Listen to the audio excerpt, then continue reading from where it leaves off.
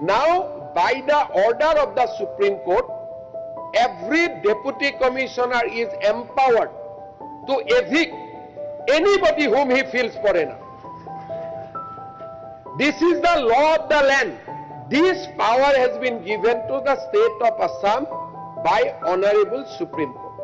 असम के मुख्यमंत्री हेमंत बिस्व शर्मा ने जो कहा उसका कुल जमा अनुवाद ये है कि सुप्रीम कोर्ट के आदेश से डीसी को यह अधिकार मिल गया है कि जिसे वो अवैध प्रवासी समझते हों उसे राज्य या देश से बाहर कर सकते हैं।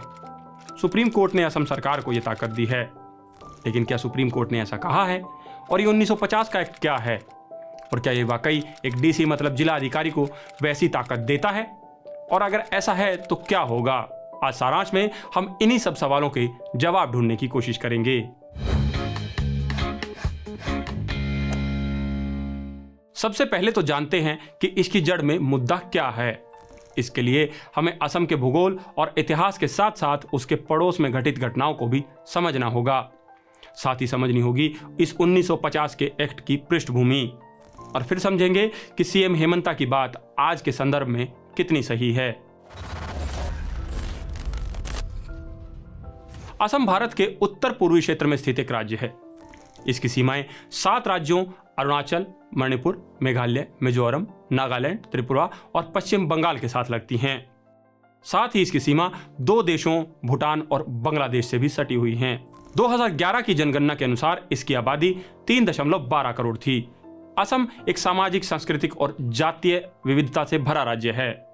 असम विविध संस्कृतियों का संगम स्थल है। ये राज्य विभिन्न नस्लीय समूहों जैसे मंगलॉयड, इंडो बर्मी, इंडो ईरानी और आर्य जातियों का मिश्रण है। यहाँ बोडो, कचारी, करबी, मीरी, मिशिमी और राभा जैसी विभिन्न जनजातियां भी रहती हैं। वैसे धार्मिक रूप से असम की अधिकांश आबादी वैष्णव संप्रदाय से जुड़ी है, जो हिंदू धर्म की एक शाखा है। साल 1947 में बंटवारे के बाद भारत और पाकिस्तान बने। असम भारत का हिस्सा रहा, लेकिन इसकी सीमा से सटे पूर्वी पाकिस्तान यानी आज के बांग्लादेश से लाखों लोग असम में आ गए। असम सरकार ने 2012 में एक श्वेत पत्र में बताया था कि उस वक्त करीब 5 लाख लोग आ गए थे। ऐसे में असम के स्थानीय लोगों को लगने लगा कि ऐसे तो उनकी जनसांख्यिकी ही बदल जाएगी। उनके रीति रिवाजों का क्या होगा? इससे स्थानीय असमिया आबादी के बीच असंतोष पनपने लगा। इसी स्थिति से निपटने के लिए सरकार एक कानून ले आई, the immigrants expulsion from Assam act 1950। 1 March 1950 से लागू यह कानून असम समेत पूरे देश से अवैध प्रवासियों की पहचान करने और उन्हें बाहर निकालने के लिए था। यहाँ ये ध्यान रखिए कि अभी तक पाकिस्तान के 2 हिस्से जरूर हैं, लेकिन वो देश एक ही है। बांग्लादेश अभी नहीं बना है। अब आगे बढ़ते हैं। तो इस कानून में केंद्र को यह अधिकार दिया गया कि वो किसी व्यक्ति या समूह को असम राज्य से निष्कासित कर सकती है जिसके बारे में उसे लगता है कि उसकी उपस्थिति जनता के हितों के लिए हानिकारक है या राज्य की अनुसूचित जनजातियों के हितों पर प्रतिकूल प्रभाव डालती है। ऐसे में सरकार को यह अधिकार है कि वो ऐसे शख्स या समूह को राज्य से बाहर करने के लिए कदम उठाए। और यह कदम उठाने के लिए सरकार ने यह अधिकार अपने अधीनस्थ कर्मचारियों या फिर संबंधित राज्य सरकार के अधीनस्थ कर्मचारियों को दिया। और जो इंसान ऐसा करने में रुकावट बनेगा या इन आदेशों को नहीं मानेगा, उसे 3 साल तक की कैद और जुर्माना दोनों होगा। एक्ट और उसके इतिहास के बाद वर्तमान पर आते हैं। सुप्रीम कोर्ट में जब नागरिकता कानून की धारा 6A पर फैसला आया तो 400 पन्नों के इस फैसले के 278वें पन्ने पर जस्टिस सूर्यकांत ने लिखा, The provisions of Immigrants Act 1950 shall also be read into Section 6A and shall be effectively employed for the purpose of identification of illegal immigrants। मतलब कि अवैध प्रवासियों की पहचान के लिए 1950 के एक्ट के प्रावधानों को भी धारा 6A के साथ पढ़ा जाए और लागू किया जाए। भले ही 1950 का कानून था, लेकिन इस बीच 1971 में भारत और पाकिस्तान के बीच युद्ध हुआ और बांग्लादेश बन गया। इस दौरान फिर से असम में अवैध प्रवासियों की तादाद बढ़ने लगी। लोगों में असंतोष भी बढ़ा। वहां उग्र आंदोलन हुआ।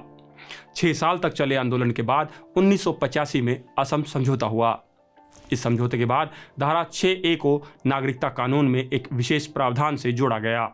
ये प्रावधान उन लोगों को भारतीय नागरिकता प्राप्त करने का रास्ता देता है जो 1 जनवरी 1966 से 25 मार्च 1971 के बीच असम में आए थे। 25 मार्च की कट ऑफ भारत बांग्लादेश युद्ध की शुरुआत का प्रतीक है, जिसके कारण बांग्लादेश का निर्माण हुआ और लाखों लोगों ने शरण के लिए भारत का रुख किया।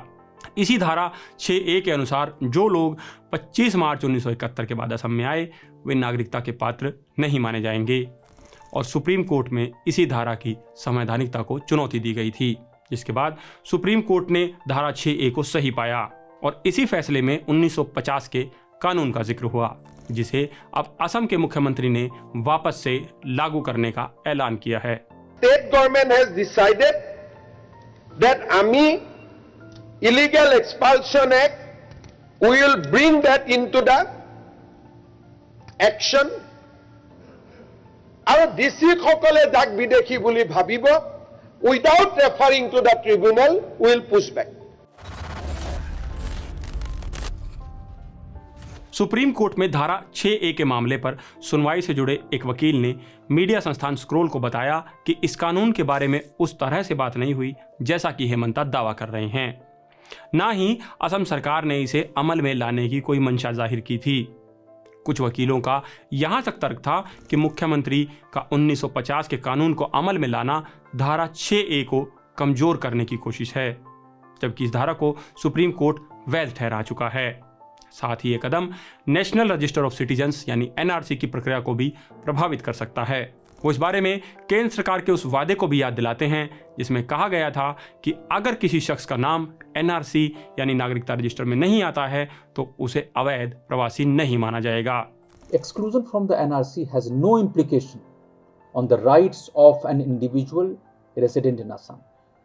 For those who are not in the final list will not be detained and will continue to enjoy all the rights as before till they have exhausted all the remedies available under the law. It does not make the excluded person stateless. It also does not make him or her a foreigner within the legal meaning of the term. एक तरफ तो केंद्र सरकार के आश्वासन पर आश्वासन और दूसरी तरफ असम के मुख्यमंत्री के दावे। ऐसे में सवाल उठता है, क्या असम सरकार 1950 के कानून की आड़ में सुप्रीम कोर्ट के फैसले और नागरिकता कानून की प्रक्रिया को ही पलटने की कोशिश कर रही है? क्या घुसपैठ के नाम पर अब बगैर सुनवाई के लोगों को सीमा पार फेंका जाएगा? ये सिर्फ कानून का नहीं, लोकतंत्र का भी सवाल है। सवाल से याद आया, क्या आपने न्यूज़ लॉन्ड्री को सब्सक्राइब किया है? अगर नहीं तो आज ही कर लीजिए।